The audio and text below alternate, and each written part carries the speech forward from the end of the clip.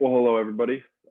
This video is going to be a little different. Instead of going over what will be covered this upcoming week because of the midterm, it'll be more review. So I'm going to go over the 4 topics you guys requested most in section: sinking funds, the continuous interest rate, geometric annuities, and then bond payments bond price with the coupon price being in between payments. So you don't buy it exactly on the coupon date, which is more realistic, but you buy it like in between the 2 coupon dates. And those are the 4 things this video will be covering. So we're going to start with sinking funds. So we know that in a sinking fund that we have an account that we put our money into to accumulate to get payoff for principal at our expiration date. So we know that each payment is broken up into 2 parts. It goes to interest, and then it goes into our sinking fund account. So we know that the amount that we put into our sinking fund account will be equal to our payment minus our interest. And that's the amount that we put into our sinking account. That's because, as we know, we have a payment, and it's just the same thing as when we pay off a normal loan.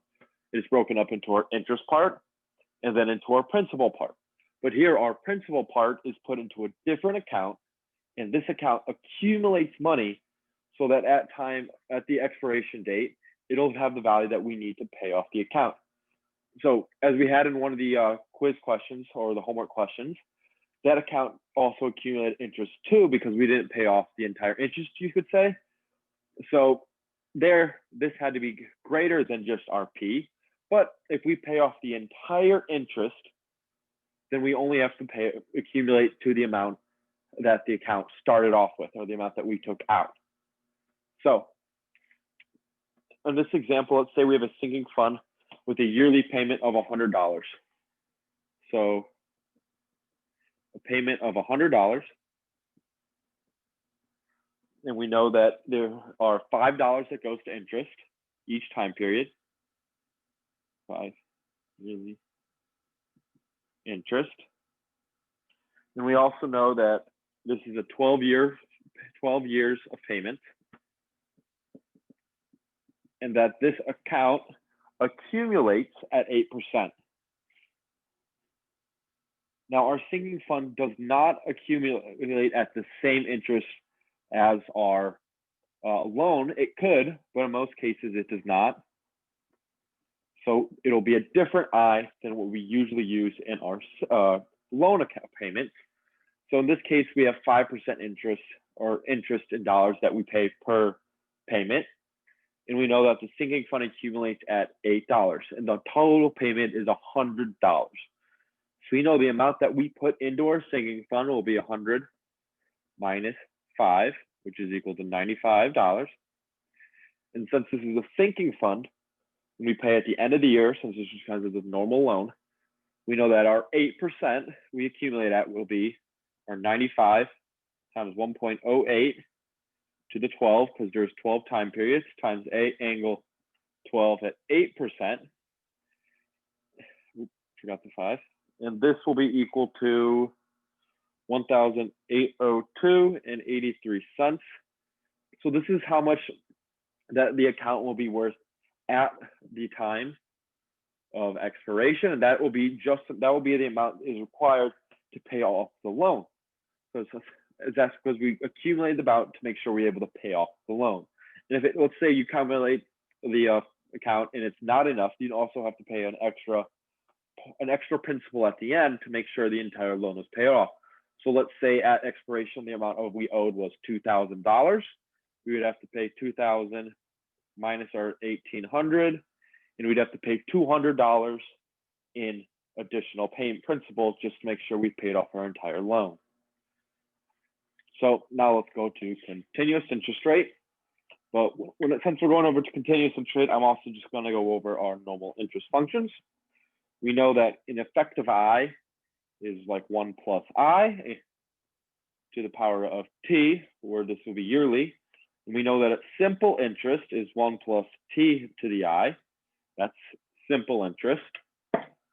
We know to get from I effective to I compound semi-annually to be 1 plus I to the 1/2 minus 1 to get our I monthly. And if we need our V, we know this is, apologize, 1 over 1 plus I, which is also equal to 1 minus D, which is equal to 1 minus I over 1 plus I, showing that D is equal to 1 plus I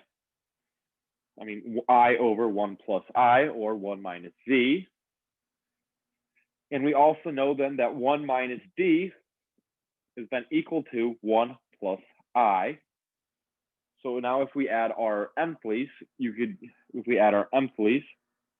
we all need to do the M and then the M, negative M here for the mthly divided by M. And there we go. So now we're going on to our continuous interest rate. So those formulas should have all been reviewed along with everything else I'll be covering, but these are the more complicated materials that you guys requested. So continuous interest rate, a big thing that I think you guys were asking about this is just because of the time dependence. So we know for continuous rate, there's two different types of deltas. We have our constant, and then we have our time dependent. Now we've used constant and time dependent before in class and in section. So an example of time dependent, it would be when A to the T, no matter where we start, will be the same each time period, while our A to the T here depends on where our starting time is. So an example of a constant delta we'll go is 0.02. So we know that our A to the T would be E to integrate of our starting time 0 to T of 0.02 times dx, which is E to the 0.02 T. Now, if we have our time dependent, it would be like our delta is equal to 0.02 T. So this is any time that we have our T in our delta, making it time dependent. So when it's time dependent, that means we really have to work on our bounds of integration and make sure those are correct. So here we could have E to the 0 to T 0.02 T dx, and we know that that is equal to E to the 0.01 T squared. Now, if we integrate here from, let's say, 0 to 1, we get E to the 0.02 from 0 to 1, and then let's go from 1 to 2, and we still get E to the 0.02. Now let's do 0 to 1 and 1 to 2 over here. When we go from 0 to 1 and 1 to 2, so 0 to 1, we have E to the 0.01. Now when we go E from 0 to 2, 1 to 2, we have 0.04 minus 0.01, which is equal to 0.03. And as we see that this is not equal to time period interest from year 1 to 2 is different from the time period of interest from year 0 to 1, making it time dependent. Now, as we look over here with our constant delta, each time period will be the same, which is different than our time dependent. So our time dependent, or whenever our delta has a T in it, it's very important to make sure we get our bonds of integration right. And that's when we start using this new delta, as like say in the homework question, if the delta starts at year 3, if delta starts at year 3, then our bounds of integration would be from 3 to whenever we would end times delta of dx. And then of course our E to make it continuous interest rate. So that is important just to make sure that our bottom bound is when we start and our top bounds is when we end. So now you're going to go on to geometric annuities. Now this is another thing that you guys have asked questions on that you wanted me to cover. So starting with this, we know that the geometric annuity formula is 1 minus 1 plus G divided by 1 plus I to the N divided by I minus G. And this is the annuity due formula. The annuity immediate, I apologize. So this would be our first payment is due in 1 year. So if we wanted to get this to time 0, we need to just multiply it by V. You guys are well aware by now. So And also we know that in this case, let's say we'll go over a question. Let's say we have a fund that has a increase of 2% per year. So the amount we get is 2% per year is our G, and we know that our I is 4%, and our payments are $500 for 25 years. And these payments are at the end of the year. So what is the present value of this? So this, let's say we could have a annuity that's going to pay us $500 the first year, and then 500 times 1.02 the next year, and then that's going to continue at 1.02 to the T for every year. So if we could write, anything you could write into a formula, say our payment at time T at T is equal to 500 times 1 plus G to the T, starting at 0 and going to infinity. So in this example, we know that our G would be 0.02. So we have 500 times 1.02 times our T. So if we wanted to find out the payment, let's say the 15th time period, it would be 500 times 1.02 to the 14th. And that's how we know that our time periods will start at 1 there. So that's how we would figure out exactly what the payment would be at that time.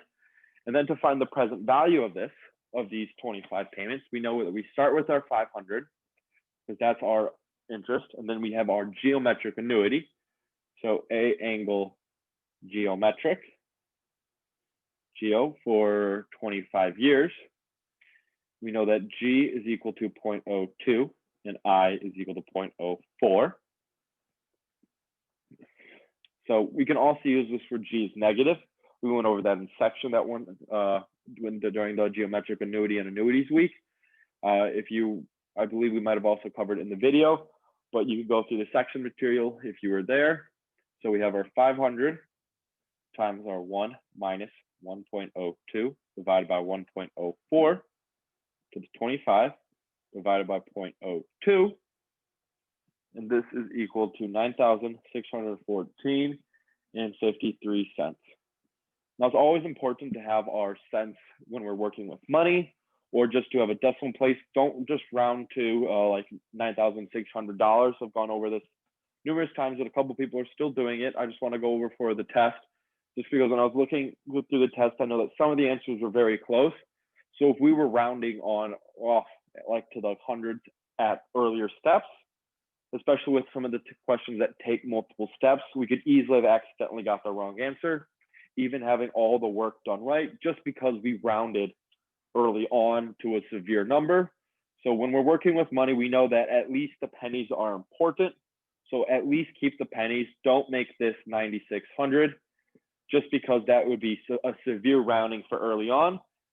So just keep your answers as exact as possible is my advice, just because if you round severely, especially with the multiple choice, then there's no way that we can give you any partial credit just because you rounded too severely, that your answer got marked off because of that. If there's any questions about how I would think you should round or how would be the best way to round to the test, show up to my office hours on Monday or send me an email and be happy to talk about it. And now we're also going to do our geometric annuities for our perpetuity. So a geometric perpetuity. So a geo perpetuity. This means that our annuities payments are forever, but each period they also increase. So a common example of this is, let's say, a dividend on a stock. So we have, let's say, a stock that is worth $500 as of today and pays a 2% dividend each year at the end of the year.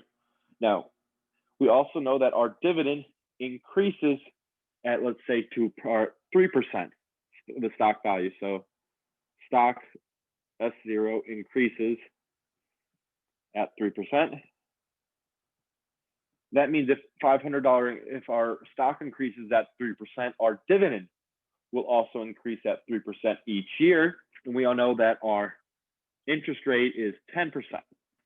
So we know here that our stock increases at 3% each year. So and our dividend stays constant at 2%. So each year our stock will start at $500 and we'll get 2% of this, 0.02, which is equal to, I believe, $10. And then next year we'd get 500 times 1.03 times 0.02, which would be 3% more than the previous year. So to price this geometric annuity, it would be our 500 times 0.02 divided by our I, which would be our normal perpetuity, but we also have the geometric part, so we have to subtract our G. So this is equal to 10 over 0.1 minus 0.03, or 10 divided by 0.07. That would be the value of this, the amount that this stock would be worth from the dividends. So now we're going to go on to bonds in between coupon payments. So I'm just going to go over the example from the notes, just because I've gotten so many questions on this. And it's definitely a good thing to know. And the notes example is worked out well. So if you have a question, you could email me, or of course, go back and read the notes thoroughly. But I want to start with some definitions. So we have the true price, and that is the price of the bond after we subtract, after accumulate the accrued interest and subtract the partial bond payment. And this is also called the market price in the notes. So these are good definitions to know. And then we also have the price plus accrued interest, accrued, or the flat price, as it says in the notes. And this is just the amount that we have for the bond. So our normal is equal to our normal bond price,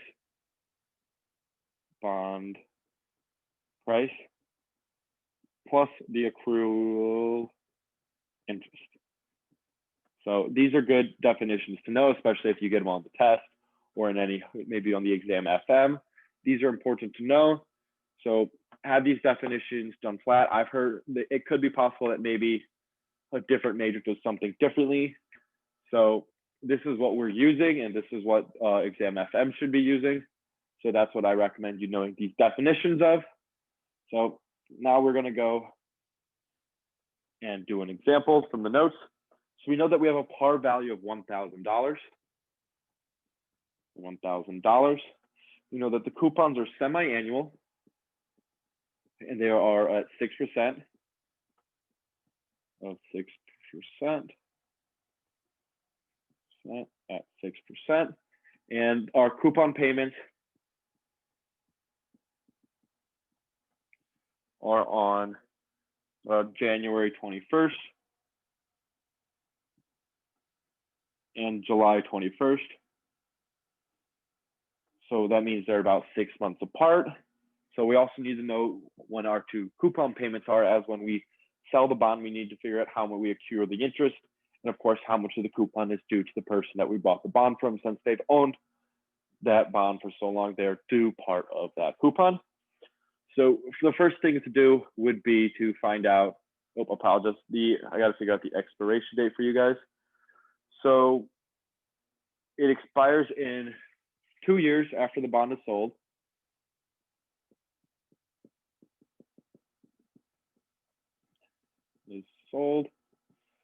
So there are 4 coupon payments remaining, and it was sold 45 days into the coupon. So 45 days after the last coupon. So the way to do this is now to figure out the days between January 21st and July 21st. We know this is equal to 181 days. So from that, we'd figure out that since it is 45 days from the next coupon, it'd be 45 over 181, or the amount of time that the owner that we bought the coupon from held the bond, or so how much of the proportion of the coupon they own, which is equal to 0.24886, which is the amount of the coupon they are owned, and also the amount of accrued interest we will be getting for our time. So that is what I will label as T.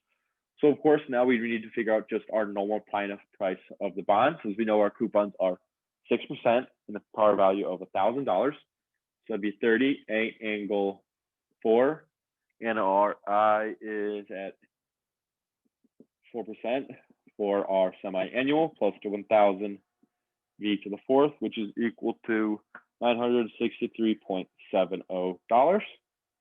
And that would be the price of the bond if we sold it right on the coupon payment. But since we sold it 45 days into the coupon payment, we know that we have to get our accrual interest. So this would be 963.70 times our 1.04 to the T, which is our 0.2486, just to make the price accrue to the value at the time of the purchase. And this is just like accumulating it like we do when our bonds and our interest pay. So this is just using a theory of interest to make this now at the present value as we've moved forward 45 days. And this would be equal to 973.15. And that's the price, or that would be our flat price as we went over earlier as our definitions. Now to find our true price, our market price, we have our 973.15 minus the coupon, as we know, which would be 30 times our T, because we know that they held the bond for about 25% of the time. So they're due that 24.86% of the coupon when it comes to, just because they own the bond for that portion of the time. So our true price, our market price, would be $965.68. So that will be it for this video. I recommend studying. I still have office hours tomorrow. I believe Wednesday is Veterans Day, and that's the day in your test is Thursday. So if there's any questions, let me know. I'll be happy to answer. We could show up to office hours. I'd be happy to help with anything. I don't believe you guys have a quiz this week or had to turn in the investment yield written answers, just because Professor Drucklin says with this midterm, he wants you to focus on studying. And I'm sure as you guys have seen, it's everything is building on top of each other. So our week 1 material we used in week 2. We're also using our week 2 material in week 3. We're using our week 3 material in week 4. And it's just building on. And we saw last week was kind of revisiting our week 1, but just taking up a step of another notch. And we're going to continue to do this as the class continues. So if you're still a little fuzzy with, like, say, week 1 or week 2 material, stop by office hours and I'll be happy to go over it. Or maybe send me an email. And if you can't show up to office hours,